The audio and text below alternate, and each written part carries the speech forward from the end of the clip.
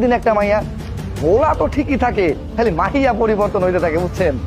কইতেছিলাম কি আপা, আপনি যদি কিছু মনে না করেন, ওই স্যারের ছবিটা আমার একটু দেখাইবেন। মানে স্যারে কখনো আমার রিক্সায় উঠা অন্য মাইয়া নিয়া ঘুরে বেড়াইছে কিনা, তাইলে আপনারা কইতে পারতাম। এই আমার বয়ফ্রেন্ডের ছবি তুমি দেখবা কেন? হ্যাঁ, আর আমি তোমাকে বলছি গোয়েন্দাগিরি করতে রিক্সাওয়ালার মতো থাকো, বেশি কথা বলে। ম্যাডাম রাগ করতেছেন কেন? আমি তো আপনার ভালো লেগে কইতেছিলাম।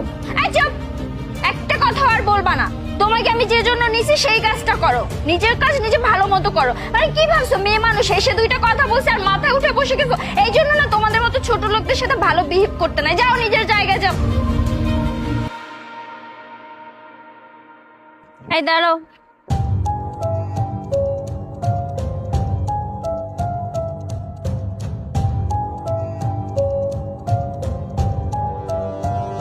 এই নাও তোমার ভাড়া নাও।